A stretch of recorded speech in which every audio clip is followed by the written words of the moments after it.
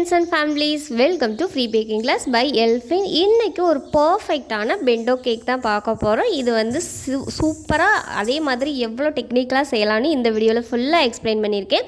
நீங்கள் ஃப்ரீயாகவே பேக்கிங் கற்றுக்கணுமா இல்லை பேக்கிங் கற்றுக்க ஆவலாக இருந்து பக்கத்தில் கிளாஸஸ் இல்லையா எங்கள் சேனலை சப்ஸ்கிரைப் பண்ணி ஃப்ரீ பேக்கிங் கிளாஸில் ஜாயின் பண்ணிக்கோங்க. இதுக்கு எந்த ஒரு ஃபீஸும் கட்ட தேவையில்லை, எந்த ஒரு எஜுகேஷன் குவாலிஃபிகேஷனும் தேவையில்லை. ஜஸ்ட் எங்கள் சேனலை சப்ஸ்கிரைப் பண்ணி ஃப்ரீ பேக்கிங் கிளாஸில் ஜாயின் பண்ணிக்கோங்க.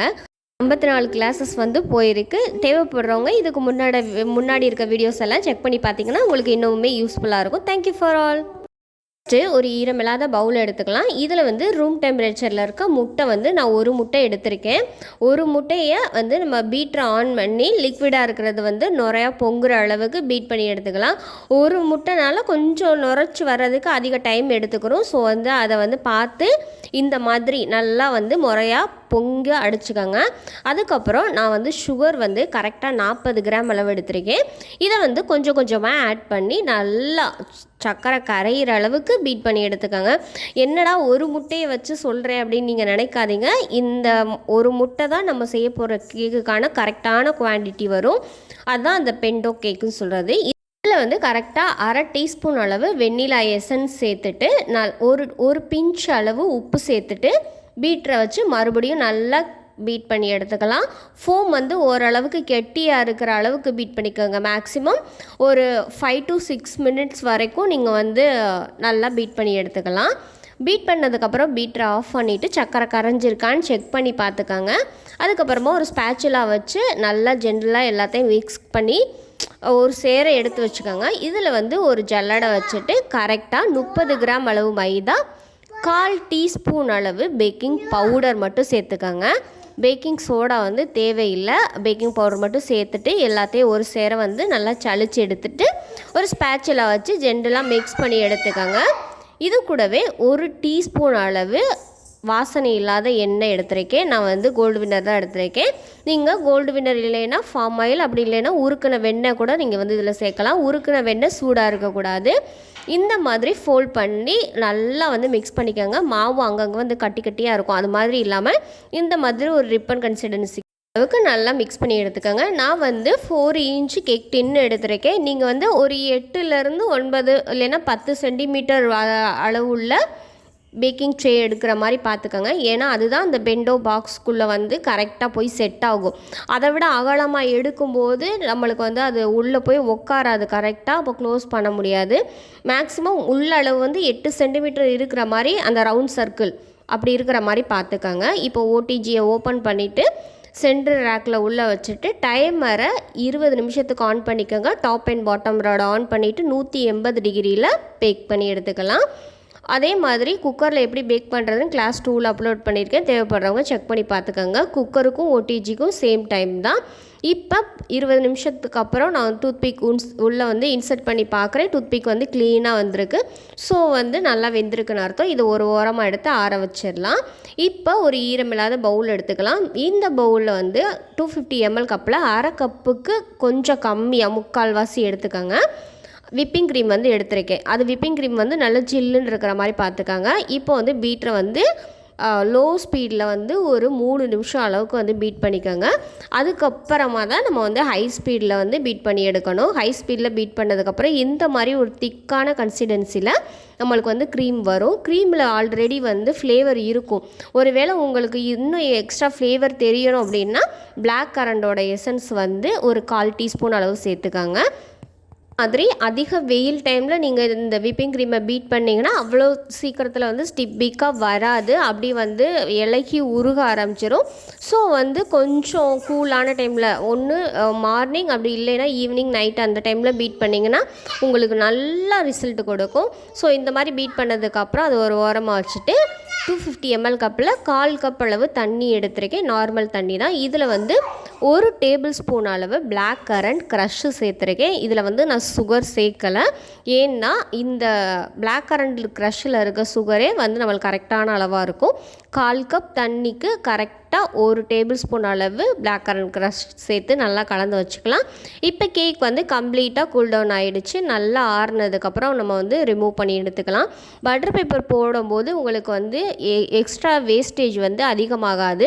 ஸோ வந்து பட்டர் பேப்பர் போடுறது ஒரு வேலை அப்படிங்கிறத ஸ்கிப் பண்ணாமல் எல்லோரும் பட்டர் பேப்பர் போட்டு பேக் பண்ணிங்கன்னா உங்களுக்கோட கேக்கோட குவான்டிட்டி அதிகமாக இருக்கும். இப்போ மேலே இருக்க ஸ்கின்னை மட்டும் லைட்டாக ட்ரிம் பண்ணி எடுத்துக்கலாம். வேணும்னா ட்ரிம் பண்ணுங்கள், இல்லைன்னா அது அவ்வளோதுக்காக வந்து டேஸ்ட் எதுவும் டிஃப்ரெண்ட்டாக மாறாது. இப்போ இந்த கேக் லேயரை கரெக்டாக 3 லேயராக வந்து நம்ம கட் பண்ணி எடுத்துக்கலாம். கேக்கை வந்து கட் பண்ணுறது வந்து ஈவனாக இருக்கிற மாதிரி பார்த்துக்கங்க. பாருங்கள் நம்ம கேக் வந்து எவ்வளோ சாஃப்ட் அண்ட் ஸ்பாஞ்சாக எவ்வளோ அல்ட்ரா சாஃப்டாக வந்திருக்குன்னு. இப்போ வந்து இதை எல்லாத்தையும் அசம்பிள் பண்ண ஆரம்பிச்சிடலாம். ஒரு டர்ன் டேபிள் மேலே ஃபஸ்ட்டு ஒரு பீஸ் வச்சுட்டு நம்ம ரெடி பண்ணி வச்சுருக்க க்ரஷ்ஷை வந்து அப்ளை பண்ணிக்கலாம். அதுக்கப்புறம் பைப்பிங் பேக்கில் வந்து விப்பிங் கிரீமை போட்டுட்டு அதை வந்து சின்ன ஹோல் இருக்க மாதிரி போட்டுக்கோங்க. பெரிய கேக்குக்கு போடுற மாதிரி ஹோல் இல்லாமல் சின்ன ஹோலாக போட்டுட்டு அதை வந்து ஒரு லேயர் கொடுத்துட்டு அதில் வந்து ஒரு 1லேருந்து 1.5 டீஸ்பூன் அளவு அந்த அளவு இருக்கிற மாதிரி க்ரஷ் சேருங்க. ரொம்ப சேர்த்திங்கன்னா சாப்பிட முடியாத அளவுக்கு திகட்டுற மாதிரி ஓவர் இனிப்பாக இருக்கும். ஸோ வந்து 1லேருந்து 1.5 டீஸ்பூன் அளவு மட்டும் க்ரஷ்ஷு சேர்த்துட்டு மறு லேயரை வச்சுருங்க. மறு லேயரை வச்சுட்டு மறுபடியும் அந்த ஸ்பேட்சுலா வச்சுட்டு ஓரங்களில் வந்து ஈவனாக சாண்ட்விட்ஜிலலாம் எப்படி பூசி மொழுகுவாங்களோ அந்த மாதிரி மொழுகிட்டு அதுக்கப்புறம் மறுபடியும் பிளாக் கரண்டோட சுகர் சிரப்பை சேர்த்துட்டு அதுக்கப்புறம் மறுபடியும் விப்பிங் க்ரீம், மறுபடியும் க்ரஷ்ஷு, அதுக்கப்புறமா மறுபடியும் கடைசியாக ஃபைனல் லேயரையும் வச்சுட்டு அந்த க்ரஷ்ஷோட தண்ணி இருக்குல்ல அதை வந்து சேர்த்துருங்க. 1/4 கப்புங்கிறது நம்மளுக்கு வந்து கரெக்டாக வரும், எக்ஸ்ட்ரா வந்து ஆகாது. ஸோ வந்து அதை வந்து ஃபுல்லாத்தையும் அப்ளை பண்ணி எடுத்ததுக்கப்புறம் விப்பிங் க்ரீம் சேர்த்துட்டு ஒரு ஸ்பேட்சில் வச்சு ஜென்டலாக மிக்ஸ் பண்ணி எடுத்துக்கோங்க. நம்ம வந்து நார்மல் கேக்கில் வந்து அதிக க்ரீம் வச்சு அதிகமாக கோட் பண்ணி கேக் வந்து ஹைட்டாக காட்டணும் பெருசாக காட்டணுங்கிறக்கா அப்படி பண்ணுவோம். ஆனால் இதில் அப்படி நீங்கள் பண்ணவே முடியாது. ஏன்னா தின் லேயராக வந்து க்ரீம் கொடுக்கணும். ஏன்னா அதிக க்ரீம் கொடுத்தீங்கன்னா பெண்டோ பாக்ஸ்குள்ளே போய் உட்காராது. அதே மாதிரி க்ளோஸ் பண்ணும்போது உங்களுக்கு வந்து டாப்பில் வந்து இடிக்கும். ஸோ வந்து அப்படி கேக் மேலே ஒட்டி இருக்கணும், அந்த மாதிரி தான் எடுக்கணும். இப்போ வந்து மீதி இருக்க க்ரீமில் வந்து நான் லைட்டாக வந்து ஸ்கை ப்ளூ கலர் வந்து ஆட் பண்ணியிருக்கேன். இது எப்படின்னா ஒரு ஒயிட்டும் ஸ்கை ப்ளூவும் மிக்ஸ் பண்ண மாதிரி ஒரு வேவ்ஸ் காட்டலாம் அப்படிங்கிறதுக்காக தான். ஃபுல்லாக வந்து ஸ்கை ப்ளூ நான் அப்ளை பண்ணலை, லைட்டாக அங்கங்கே வந்து ட்ராப்பாக வந்து தடவிட்டு அதை வந்து ஒரு ஸ்பேட்சுலா வச்சு ஜென்டலாக எல்லா இடத்துலையும் தடவி இருக்கும். அப்போ பார்க்கும்போது உங்களுக்கு ஃபினிஷிங் வந்து ஒரு டபுள் ஷேடு மாதிரி காட்டும். வந்து அதே நேரத்தில் வந்து கலர் வந்து அதிகமாக உடம்புக்கு நல்லதில்லை. இது வந்து ஃபுட் சேஃப்டி கலர்ஸ் தான், பட் இருந்தாலுமே கலர் சேர்க்குறது அவ்வளோதுக்கு நல்லது இல்லைங்கிறதுக்காக என்கிட்ட கட்டாயமாக கலர் வேணும்னு கேட்குற கஸ்டமருக்காகவும் நான் இப்படி வந்து பண்ணுவேன். ஏன்னா உள்ளே வந்து ஃபுல் அண்ட் ஃபுல் வந்து அந்த ஒயிட் க்ரீம் கொடுத்துட்டு மேலே வந்து டார்க் க்ரீம் கொடுப்பேன். அப்போ வந்து நம்மளுக்கு அதிக கலர் சாப்பிடாமல் நம்ம வந்து அதை கொஞ்சம் தவிர்க்கலாம். ரொம்ப வற்புறுத்தி கேட்குறவங்களுக்கு தான் நாங்கள் வந்து அந்த மாதிரி செஞ்சு கொடுப்போம். ஸோ வந்து இந்த மாதிரி மெத்தட் நீங்கள் பயன்படுத்தும் போது உங்களுக்கு வந்து கலர் வைஸும் கம்மியாகவும் ஹெல்த்தியாகவும் இருக்கும். அதனால தான் நான் அப்படி சொன்னேன்.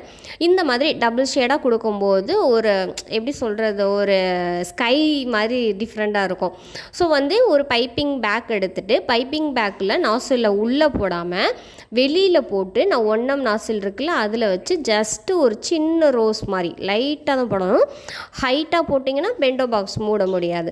மேக்ஸிமம் பெண்டோ கேக்ஸ் எல்லாமே இதை விட பெரிய ஃப்ளார்லாம் போடவே மாட்டாங்க. லைட்டாக ஜஸ்ட்டு சின்ன சின்னதாக தான் போடுவாங்க. அப்படி போட்டால் தான் உங்களுக்கு வந்து மேலே வந்து இடிக்காமல் இருக்கும். இதிலே வந்து குட்டி ஸ்டார் நாசில் இருக்குல்ல அதை வச்சு குட்டி குட்டி குட்டி ஃப்ளாராக அந்த மீதம் இருக்கிறதுல 2 ரோஸ்க்கு நடுவில் கேப் இருக்குல்ல அந்த இடத்துலலாம் நம்ம போட்டு எடுத்துக்கலாம். நம்ம எப்போதுமே கீழே பேஸ் அதாவது கேக்கோட கலர் லைட்டாக இருந்துச்சுன்னா அதே கலரை டார்க்காக கொடுக்கும்போது அந்த கேக் வந்து எடுத்து காட்டும், பார்க்குறதுக்கும் அட்ராக்டிவாக செம்மையாக இருக்கும். ஒரு ஜென்யூனாக ஒரு பார்க்க நீட்டாக ப்ளசண்ட்டாக இருக்கும். ஸோ அந்த மாதிரி நீங்கள் ட்ரை பண்ணுங்கள். கீழே வந்து லைட் எல்லோ கொடுத்தீங்கன்னா மேலே வந்து நல்ல டார்க் எல்லோவாக கொடுங்க அந்த மாதிரி. இப்போ வந்து நம்ம இதில் வந்து ஸ்ப்ரிங்கிள்ஸ் தூவிக்கலாம். ஸ்ப்ரிங்கிள்ஸ் வந்து கொஞ்சம் நம்ம போட்ட டிசைனை வந்து கொஞ்சம் எடுத்து கொடுக்கும், அதுக்காக தான் நம்ம ஸ்ப்ரிங்கிள்ஸ் தூவுறது. இப்போ நடுவில் இருக்க இடத்துல வந்து ஹாப்பி பர்த்டே அந்த மாதிரி ஏதாவது நீங்கள் எழுதுறா இருந்தாலும் எழுதிக்கலாம், இல்லை பேர் மென்ஷன் பண்ணுறா இருந்தாலும் மென்ஷன் பண்ணிக்கலாம். நான் வந்து லைட்டாக ஹாப்பி பர்த்டே டாப்பர் மட்டும் நடுவில் வந்து சென்டராக வச்சுட்டேன். இப்படி வச்சிட்டிங்கன்னா கொஞ்சம் உங்களுக்கு பார்க்க ப்ளசண்ட்டாக இருக்கும். ரெண்டாவது பார்த்திங்கன்னா நீட்டாக இருக்கும். இப்போ நேம் மட்டும் நீங்கள் வந்து கீழே சாக்லேட்லேயோ இல்லை சாக்லேட் மோல்டுலேயோ எழுதி அதில் வந்து உள்ளே ப்ளேஸ் பண்ணிடலாம். இது வந்து பெண்டோ பாக்ஸ். இந்த பாக்ஸுக்குள்ளே இருக்கிற கேக்கு அந்த அளவுக்கு தான் நம்ம செய்யணும். ஸோ வந்து 8 சென்டிமீட்டர் அளவுள்ள ஒரு கேக் செய்கிறோம் அப்படின்னா கரெக்டாக இந்த பாக்ஸுக்குள்ளே வந்து ஃபிக்ஸ் ஆகும். இது வந்து எல்லா பேக்கிங் ரா மெட்டீரியல் ஷாப்லேயும் கிடைக்கிது. அது மட்டும் இல்லாமல் இந்த பாக்ஸ் வந்து டிஃபன் பாக்ஸ் கேக்ஸ்ன்னு சொல்லுவாங்க. இப்போ வந்து இந்த பாக்ஸோட அளவுக்கு ஒரு பட்டர் பேப்பரை வந்து கட் பண்ணி எடுத்துக்கோங்க. ஏன்னா அதுக்குள்ளே வைக்கும்போது அந்த க்ரீம் எல்லாம் மெல்ட் ஆகி அந்த பெண்டோ பாக்ஸ் வழியாக வெளியில் வராமல் இருக்கிறதுக்காக இந்த ப்ரொசீஜர். அதுக்கப்புறம் வந்து இது வந்து ஃபுட் ரேப்பர்னு சொல்லுவோம். இது வந்து கலராக டிசைனாக கிடைக்கும். இது வந்து நம்ம ஃப்ரீஸ் பண்ணியிருக்கதை வந்து மெல்ட் ஆனாலும் ஈரமாகாமல் பாதுகாத்துக்கிறோம். ஸோ இந்த மாதிரி அந்த ரேப்பரில் நம்ம கேக்கை வந்து ப்ளேஸ் பண்ணிடலாம். ப்ளேஸ் பண்ணிவிட்டு அதை வந்து சென்டரில் வச்சுக்கோங்க. அப்போ தான் நம்ம தூக்கி அந்த பெண்டோ பாக்ஸுக்குள்ளே வைக்கும்போது கரெக்டாக இருக்கும். இப்போ பாருங்கள், நம்ம உள்ளே வச்சாச்சு. கரெக்டாக அந்த கேக்குக்குள்ளே செட் ஆயிரும். ஏன்னா நீங்கள் அதிக க்ரீமோ அதிக ஹைட்டோ உண்டாக்குனீங்கன்னா கண்டிப்பாக வந்து கேக் வந்து உள்ளே உட்காராது. இப்போ எக்ஸ்ட்ரா இருக்க அந்த ஷீட்டை எல்லாமே நீங்கள் கட் பண்ணி எடுத்துக்கோங்க. ஏன்னா மூடும்போது அது வந்து இடிச்சிட்ருக்கும். யாராவது லைட்டாக தெரியாமல் பிடிச்சி இழுத்துட்டாங்கன்னா கேக் ஃபுல்லாக ஸ்பாயில் ஆகிடும். மாதிரி இதில் போட்டிருக்க டிசைன் எல்லாமே ரொம்ப ஹைட்டாக போட்டிங்கன்னா நீங்கள் க்ளோஸ் பண்ணும்போது அந்த டாப்பில் வந்து எல்லாமே ஒட்டிடும். மேக்ஸிமம் வந்து ரொம்ப ஹைட்டாக வந்து ஃப்ளாரோ டிசைனோ அந்த மாதிரி போடாதீங்க. ஜஸ்ட்டு வந்து அந்த கேக்கை ஃபில் பண்ணுற அளவுக்கு லைட்டாக சின்னதாக என்ன பண்ண முடியுமோ அதை மட்டும் பண்ணுங்கள். ஏன்னா எக்ஸ்ட்ரா பண்ணி அது டெலிவரி ஆகும்போது அங்கே கொலாப்ஸ் ஆகிடுச்சுன்னா கஸ்டமரோட ஃபீட்பேக் வந்து நம்மளுக்கு சாட்டிஸ்ஃபைடாக இருக்காது. ஸோ வந்து பக்காவாக பண்ணணும், எல்லாம் நீட்டாக பண்ணணும். அதை வந்து எப்படி பண்ணணுங்கிறத டெக்னிக்கை மட்டும் முன்னாடியே பிளான் பண்ணிக்கிட்டிங்கன்னா உங்களுக்கு பக்காவாக ஒரு கேக் வந்து ரெடி பண்ணிடலாம். இந்த கேக் வந்து கரெக்டாக ஒரு 300 இல்லைன்னா 280 அந்த மாதிரி கிராம்ஸில் தான் இருக்கும் மேக்ஸிமம். இதோட வெயிட் வந்து 250 கிராம், அதாவது 250 கிராம் இருக்கணும்.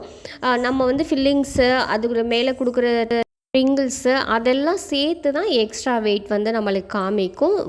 இந்த கேக்கு, அதாவது பெண்டோ பாக்ஸ் கேக்குக்குள்ளே செட் ஆகிற கேக் வந்து 250 கிராம் அளவு தான். கேக்கை வந்து ப்ளசண்ட்டாக எப்படி கொடுக்குறோங்கிறது தான் நம்மளுக்கு வந்து முக்கியம். ஸோ வந்து அதை மட்டும் பார்த்துக்கங்க. ஓவராக கிளாஸ் எடுத்து உங்களை வந்து போர் அடிக்க வைக்கல. இந்த கேக் வந்து உங்களுக்கு பிடிச்சிருந்துச்சுன்னா கண்டிப்பாக லைக் பண்ணுங்கள், ஷேர் பண்ணுங்கன்னு கமெண்ட் பண்ணுங்கள், சப்ஸ்கிரைப் பண்ணுங்கள். பக்கத்தில் இருக்க பெல் ஐக்கானை கிளிக் பண்ணி ஃப்ரீ பேக்கிங் கிளாஸில் ஜாயின் பண்ணிக்கோங்க. இது முற்றிலும் இலவசமாக வழங்கக்கூடிய ஒரு கேக் பயிற்சி வகுப்பு. இந்த வீடியோ உங்களுக்கு பிடிச்சிருந்துச்சுன்னா பர்பிள் கலர் ஹார்ட்டை வந்து கமெண்ட் பாக்ஸில் கமெண்ட் பண்ணுங்கள். நாங்கள் பார்த்து ரொம்பவே ஹாப்பியாகவும், ரெண்டாவது கொடுக்குற மோட்டிவேஷனில் இன்னுமே கொஞ்சம் ஜாலியாக என்கரேஜிங்காக வந்து ஒர்க் பண்ணுவோம். Thank you for all. இவ்வளோ நாள் கொடுத்த சப்போர்ட் அண்ட் லவ்வுக்கு ரொம்பவே நன்றி. தேங்க்யூ.